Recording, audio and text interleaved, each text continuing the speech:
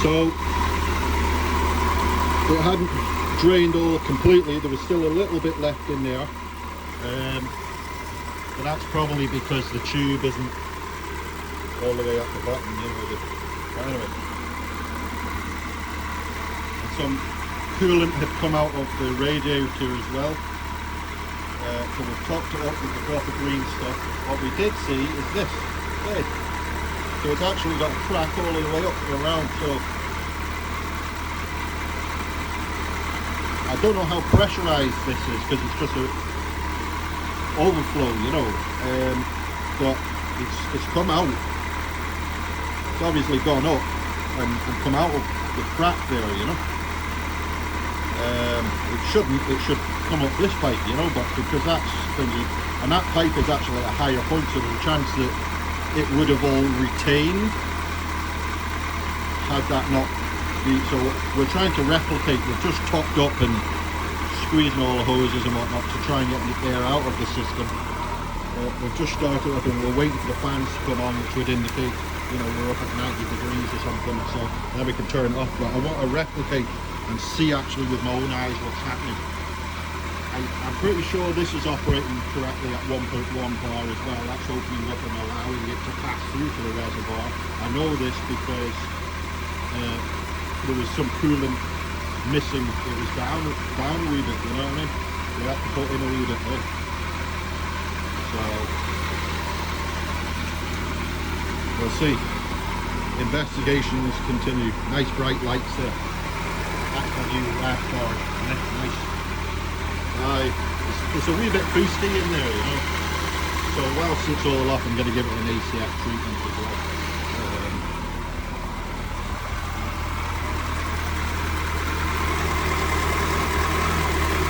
Yeah, that's starting to expand. I can see it's going up. See? Yeah, it's starting to go up. So that's as to be expected. It was just below the full mark, now it's just above it.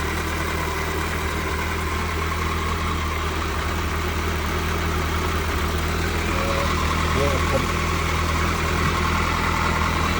Pretty sure that's all that going alright.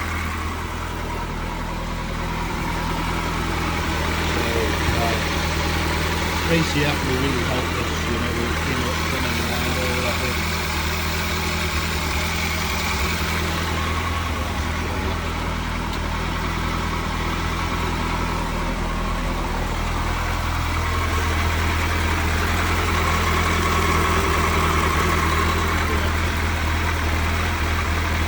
Actually a bit of an air pocket there, you see.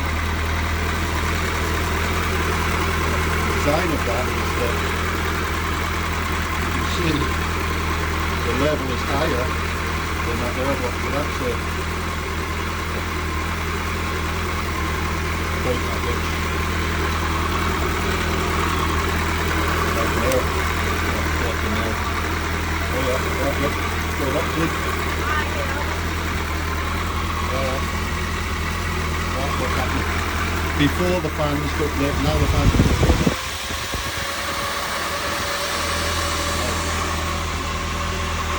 Tell me. Right now it's starting to drop a little bit. Not really what it didn't need. Good.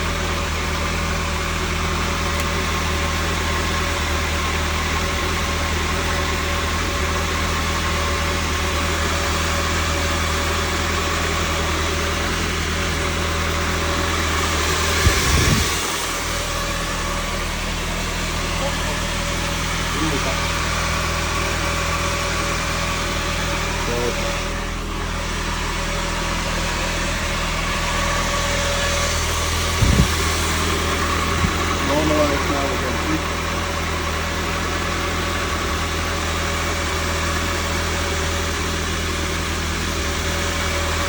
But it didn't come out of there, did it? Get that crack, I heard the crack. Huh? I heard the crack. See when I'm up to the point, I heard the crack and then it squeaks. Yeah, so that's crack when it's gone up. I don't know about that. I think you'll hear creaks and whatnot as the light keeps up, you know. what you did here is you switch for this turn on. Just before it turned on, you heard that click. It was like a delayed response. It was a click, then a delayed response, and then turned on that.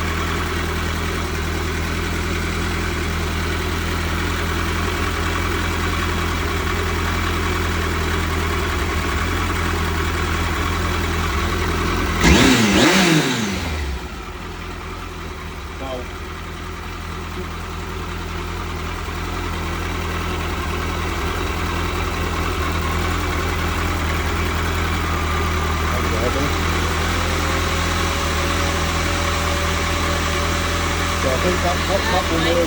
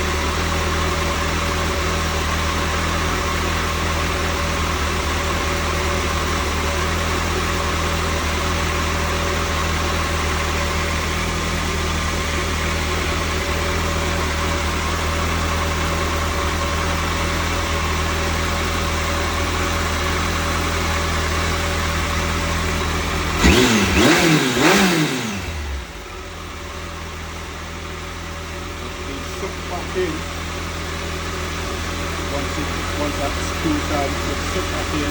When it heats up again, it goes back into this. That's normal. Pump it down, up and down. But it should never get to the point where pop it in there too much.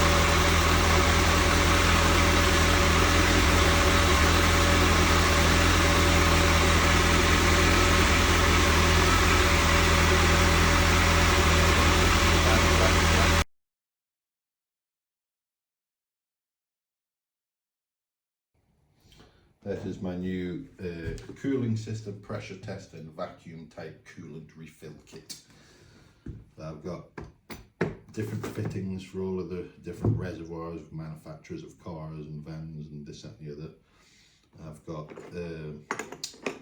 cap adapters, I've got a universal fitting plug, I've got a compressor type tester with a gauge, and I've got a hand pump pressure tester with these universal fittings. So this is probably what I'll just use on with motorbikes. So you have to take one of the plastic bits, find the right cap there, and you can test your radiator cap. This is rated at 1.1. This is my new one that I bought for the GTR, but so I'm just confirming that it actually does work. So I've created a seal there on both sides. The only way in is here, so I can pressure test that now.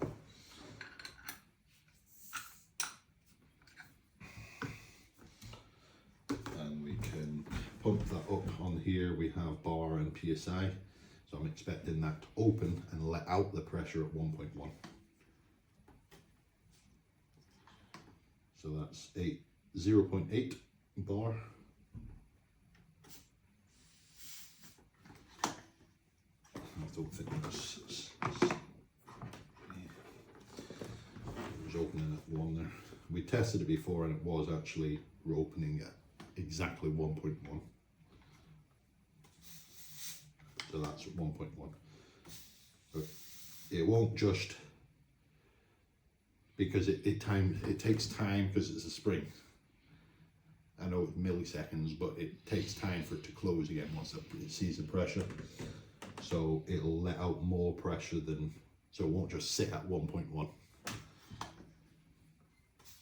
It's not a solenoid electronic type of on-off, it's a spring mechanical thing, so you can really only test when it opens, not when it closes, because there is a delay in the closing cycle.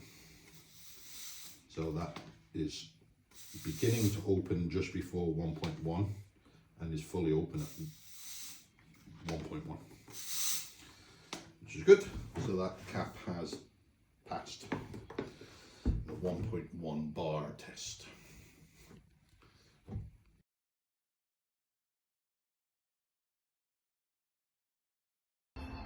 Morning folks, so I recently bought a GTR1400, it's a 2014 plate, second gen, lovely machine. I got it for a steal. I took it for a ride, and after a bit of a clean up and whatnot, and realised it had some kind of a cooling issue. So what was happening was the coolant, which is green on this bike, was coming through the overflow on the reservoir, but it seemed to only be happening when I was turning the bike off. So I'd go for a ride, reach my destination, temperatures were okay, up to 3 bar, 2 bar when riding, went up to 3 bar when I was accelerating hard, and then reached my destination, turned the key off, and a heat spike.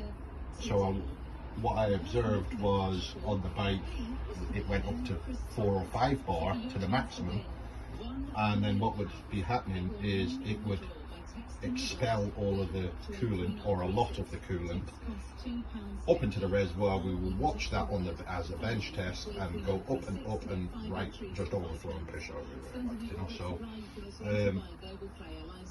we knew that at this stage, after looking at the system, we knew that there was circulation, so we know that the pump is working. We knew that the thermostat was opening and closing. There's no leaks on the system whatsoever. The pipes are not imploding or bulging. The cap seemed intact, and there was no leakage around the cap or anything like this.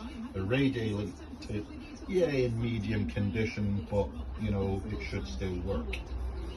So there's even no leaking under the water pump in the wee weep hole that indicates that there is a leak on the impeller seal. Yeah, I believe you've got an impeller seal,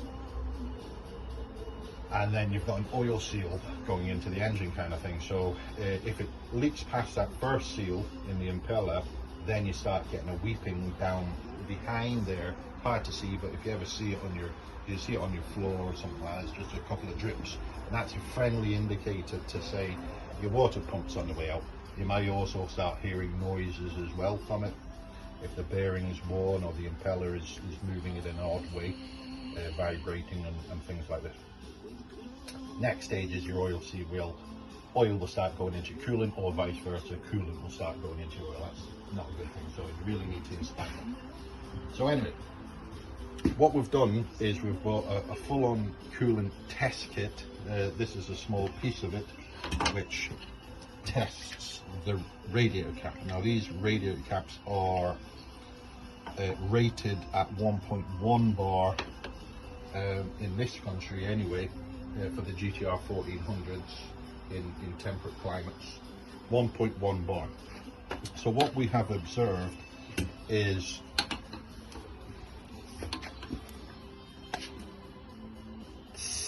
that it opens in less than 0.1 bar. So the radiator cap is fucked, and we have now, I believe, solved our problem. We have bought another radiator cap rated at 1.1. I did test that, and it does open at 1.1, which is great. So we'll put that on, and as I say, that should be fixed. However, we will have to do a full coolant burp, or to get rid of the air out of the system, which will involve brand new coolant, a full flush. Maybe we'll use some rad clean in there as well, full flush, and then top it up with brand new coolant, and we'll do heat cycles ×4 with the new cap, and everything should be good. One other thing to look out for, see, that's going all the way up to 1.1. Good. So that one is working. I couldn't tell you the reason why this has failed. There seems to be, the seal is in good condition, the top seal and the bottom seal seems to be in good condition. I would say that the leak is actually coming straight through the middle of it, and you see at the top there, the whole thing is spinning and wobbling. So I would say it's coming, the pressure is coming straight out the top, straight through the middle of the radiator cap.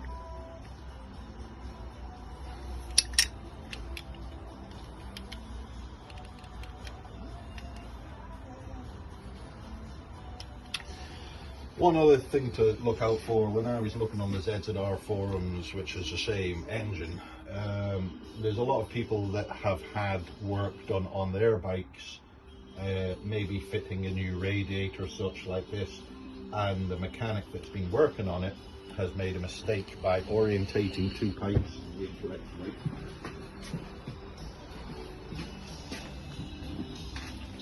So up here, there's two pipes. There's one pipe that goes to the reservoir, the top one, which is controlled by the radiator cap. The second one is going to the thermostat. If somebody by mistake puts that one on that one and that one on that one, then it could have the same problem where there's an uncontrolled amount. As soon as pressure and heat starts building in the bike, it's an uncontrolled amount that's going into the reservoir and it'll just overflow. But what would be controlled is the coolant going to the other side of the thermostat, which is no good. So that's one thing to check, and we will just double check that as well. It's hard to see all the way because some of that, half the pipes are hidden, so you might be able to pull the pipe and feel on the other side, you know, the tension that's being created, and that's one way you can check that. Another way you can check it is by disconnecting and then disconnecting on the other side and blowing down it and seeing if air comes out. Putting an air line down it, say for instance. What we are going to do now is top it up with coolant, put the new cap on, heat cycle it 4 times, and job should be a good one. What I'm going to do is make a further video at that point to say, to show and bench test that the bike is working and not expelling any coolant anymore. If you continue to ride a bike or use an engine in this type of issue and you just keep on topping up ever so often, it can be very expensive in terms of coolant loss to keep on having to top that up. But actually you'll be creating hot spots all over the cooling system and on your engine and things like this. That opening at 0.1, the coolant system was working, however the coolant was boiling too soon because of the pressure and because of the heat. So the efficiency drops and you can be creating hot spots and air gaps in around the cooling system, and eventually if you continue like that you will warp your head, and you're talking about a 1,500, 2,000 pound fix at that point. You could also knacker other components as well. So, anyway, I'm very happy about a £10 radiator cap being my problem. I don't have to delve deeper now into solving this issue. Thank you very much. So we also found a second issue, which is another major issue, which we have now also fixed. Down here, where the pipe from the radiator cap, the top of the radiator cap, the overflow goes to the reservoir, is on this side. So we've just disconnected that just to blow down the air line on the other side to see if anything comes out of that. Right.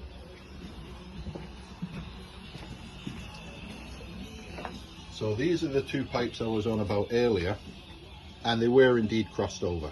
So when I blew down this one, when I blew down this line, it wasn't coming out the other side. It was going to the thermostat, and it was like it was a blockage. You know, it's not venting. The one down below, which is not controlled by the bloody cap, is going straight to the reservoir. So they've been back to front. So we're now going to fix that as well, which is a simple fix. As you can see, we've taken all of the hoses off the radiator and the water pump, and drained completely all of the coolant, because we've got some brand new coolant to go in it. I don't trust, just because it's green, I don't trust that that's good coolant, you know, at this stage, once it's been boiled a number of times in the bike. It's amazing that the head, or there has not been permanent damage created, but I believe now with the radiator cap and those two bloody hoses, I think we've solved the issues with this bike. I was honestly, I just thought it was a radiator cap, but finding that out as well is that's crazy. That's crazy. Somebody has been fucking about with that and they don't know what they're doing.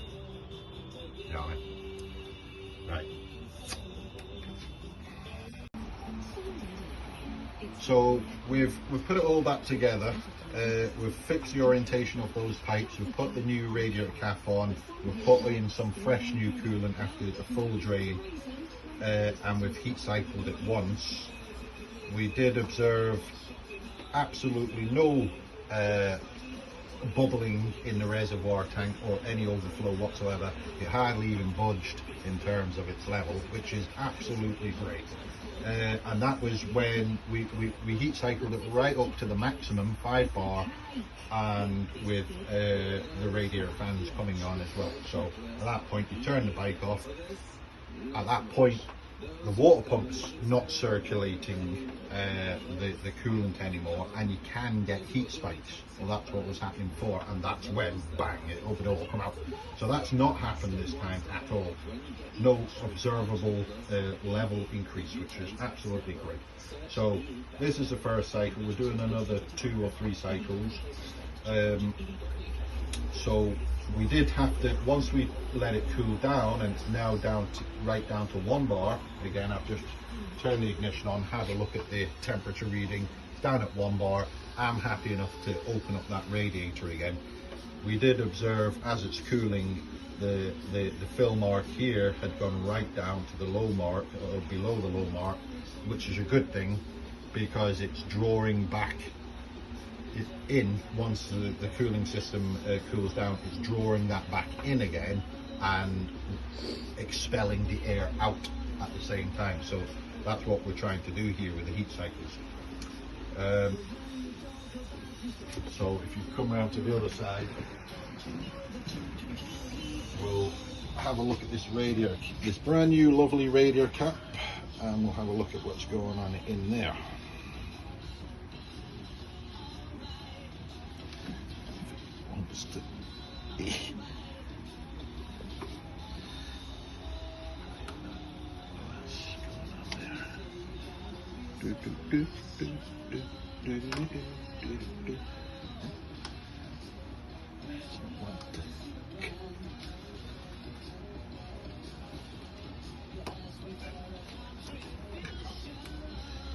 Right, so let me get. If you poke the camera in there, you'll see the level has dropped quite far down.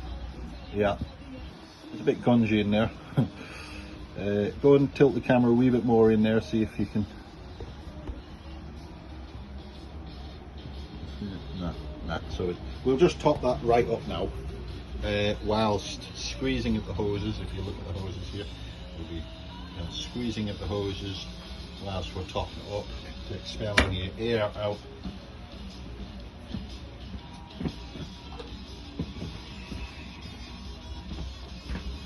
There might be a bit of runoff, but that's fine. I can just catch that new stuff that I'm putting in back into this bottle.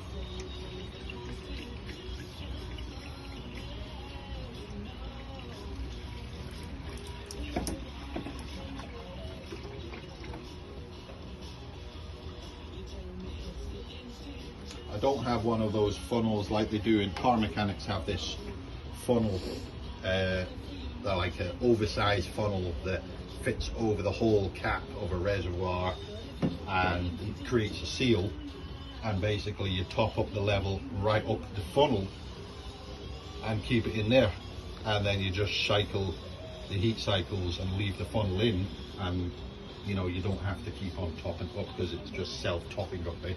But because of the awkwardness of all of this, you can't really do that on a bike. Let me just check it there again. Put in a wee bit more, squeeze the hoses a wee bit. This is what you mean by, this is what's meant by burping the coolant. Burping or bleeding, you know, bleeding the air out. You're not bleeding the coolant, you're bleeding the air out of the coolant system.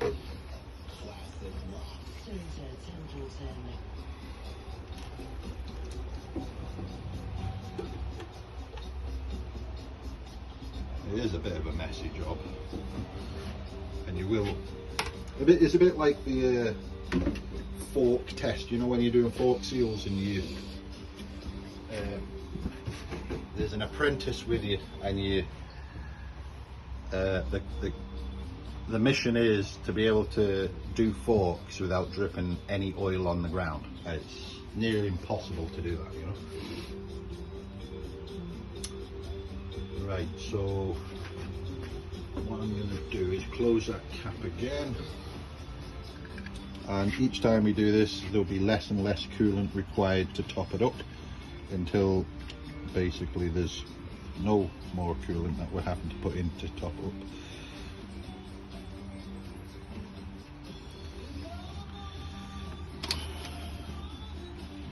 Let's make sure that's tightened all the way down to the stopper. Squeeze, squeeze, squeeze, squeeze, squeeze, squeeze, and around the other side. You don't want to squeeze it that fast, just these squeezes like this, because you could introduce bubbles and air into the system if you do it fast. The other thing I want to do whilst I'm on this side is just quickly crack open that bleed nipple to allow a wee bit of coolant to come out, and that will expel any air as well at the same time. Should do. That's the water pump right there. That's fine. You hear that noise? That noise? That was air coming up along with the coolant, so that's a good thing. That's actually a bit of a hot spot in cooling systems in the impeller. An air bubble can get stuck, lodged up at the top of the bubbles rise, you know, air rises because it's less dense than the liquid that it's sitting in. So it'll sit at the top of the housing, same as on your brakes, you know, the air that's trapped in your brakes tends to move up the way. So you want to kind of dislodge it from there. You don't want any cavitation to happen inside your impeller housing, you know. If you've got air going in there along with the coolant or an air pocket, you can cause cavitation, and that's drastically bad for a moving impeller. In turbines, in power generation, they need, when they use steam, it's not just any old steam at 100 degrees, it's superheated, super dry steam. So it's so hot that there's no water vapor in it. And that's what drives the impellers, because you're talking about £1 million turbine. You don't want to damage those impeller fins with this peppering effect, like a shotgun effect, you know, of air bubbles. Right, so what we're going to do now is we are going to turn lighters on again. What I have done is there, I have preserved, I've topped that up to the F mark again, the full mark as well. So